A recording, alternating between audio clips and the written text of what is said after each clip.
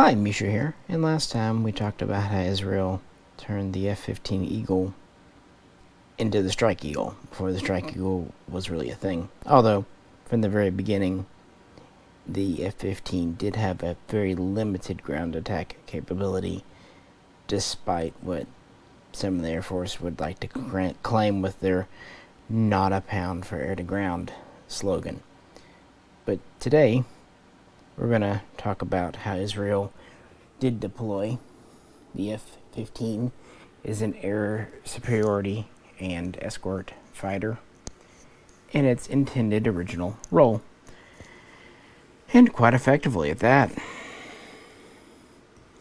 And this dates back to 1972, of course, when the F-15 prototypes first flew, and deliveries started to be made to the Air Force, the U.S. Air Force, in 1974, and started to appear in squadron strength in 76. The Israelis first sent over a team to look at new fighters to combat anything the Arabs might throw against them, like the MiG-21, the MiG-25, and at the time the new MiG-23.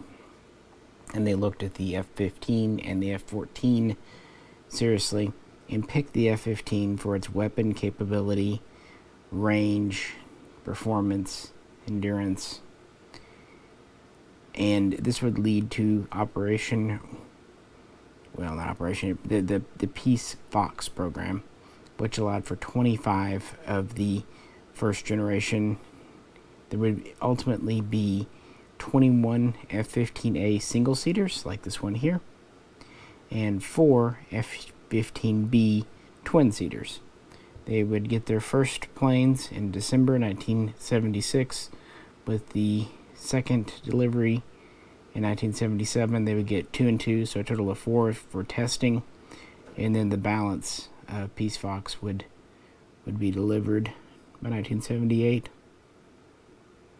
and they would very quickly be put into service. And the idea was air superiority and escort, as I said. This plane here would get its first aerial victory in June 1979, so it did not have to wait long when it would shoot down a MiG-21.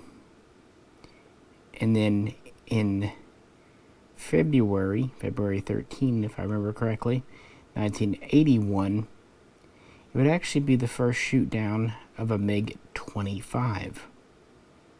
And the second MiG-25 would be shot down by an Israeli F-15A in July of that same year. And in June of 1981, 6 F-15As would be fitted out to escort 8 F-16 Nets aircraft on the very famous Iraqi nuclear reactor raid, Operation Opera. So that was a pretty high-profile use of these. And it goes to show you at this time, they're still being used as air superiority fighters. And only by one squadron, the Twin Tail Knights.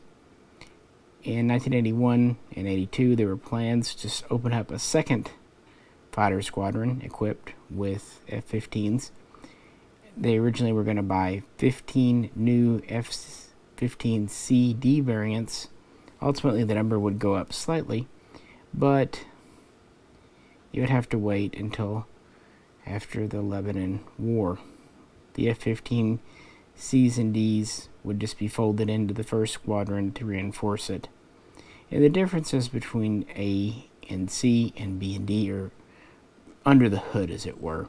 There are some differences in the tailpipes, burners, a little bit of difference in the air brake on top. But really, it has to do with what's inside. For example, the CDs have newer engines. They also carry more fuel internally. They've got new cockpit control panels, some updates to the avionics, and whatnot. But on a model externally, it's very hard to tell. Pretty well impossible. They would actually receive one more F-15A in 1982 as an attrition replacement, but this would be the last of those. From that point on, they would get new production. By the way, all of their F-15As and Bs were technically secondhand. They were U.S. Air Force surplus, refurbished. But their CDs, sometimes called the Akef, or buzzard. The original ones are called the Baz for eagle. The CDs were actually new production. And they would get a shipment of 9 Cs, and then that would be followed up by a second shipment of 9 more. Again, single-seaters. And I'll talk more about their use and conversion in the first video. The last delivery of ABs would come right after the first Gulf War, when 14 surplus planes from the Louisiana National Guard would be delivered to Israel.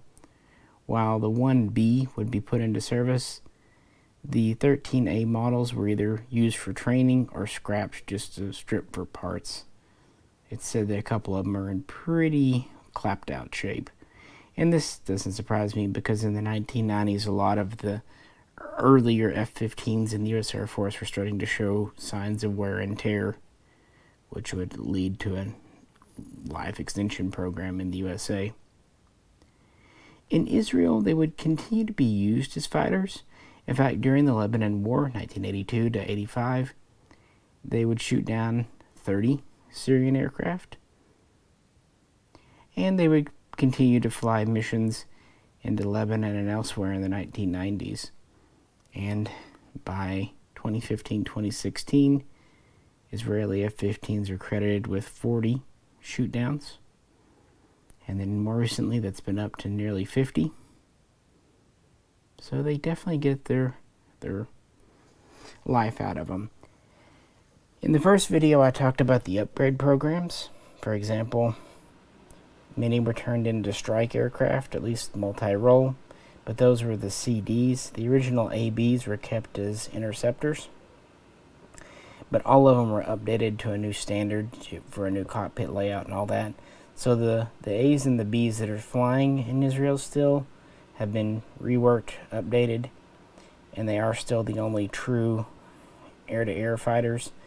The CDs are multi-role, and of course the new F-15I is essentially a strike aircraft. But that means the handful of remaining A's are really one of the very few Eagles in the world still doing its original intended job. But not this plane here. Tail number 672, I believe. It was actually lost in a training accident in a mid-air collision in 1988. So it lived out its 10-year life in the Israeli Air Force doing what it loved, shooting down MiGs. Again, this is the single-seater. It's interesting that for the twin-seater, the single seat, the canopy is still the same. It's just different in the back here, so there's not really any bigger.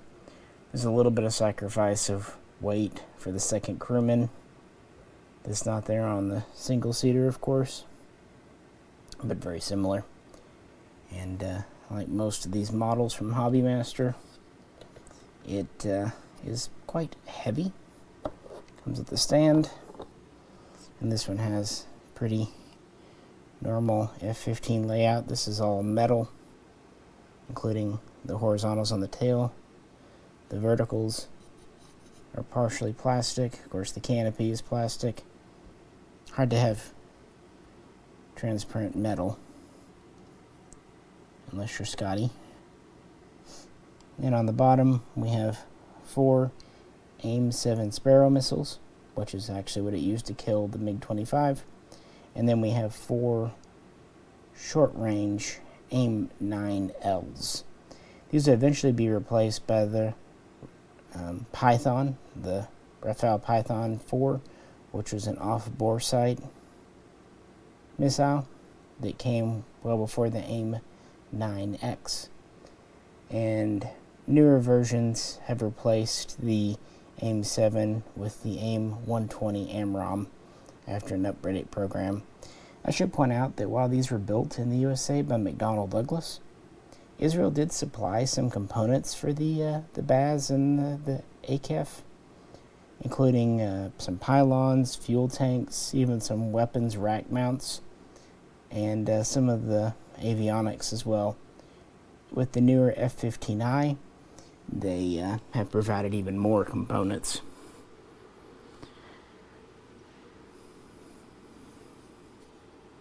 But I wanted to talk about this as a true fighter because the F-15 fighter is one of the greats in history. Right up there with anything the Soviets ever built. Right up there with the F-14 Tomcat. And don't get me wrong, the F-16 is a great multi-role and very affordable aircraft. One of these is a lot more expensive than an F-16. But this was kind of the pinnacle of fighter design. This was built for a specific purpose, and it did it very, very well.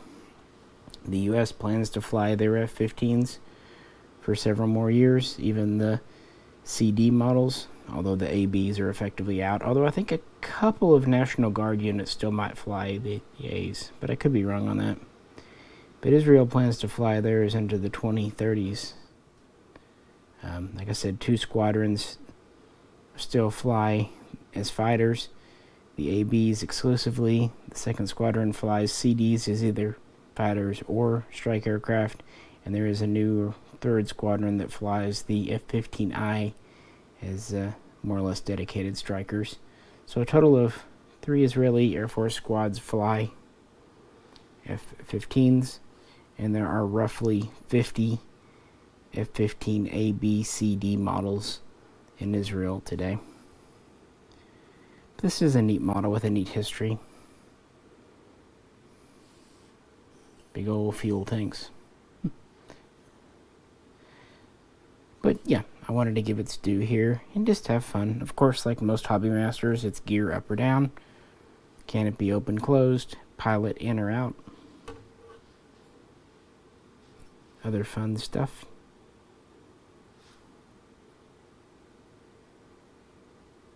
So let me know what you think. This is Misha. Catch you very soon. Next time.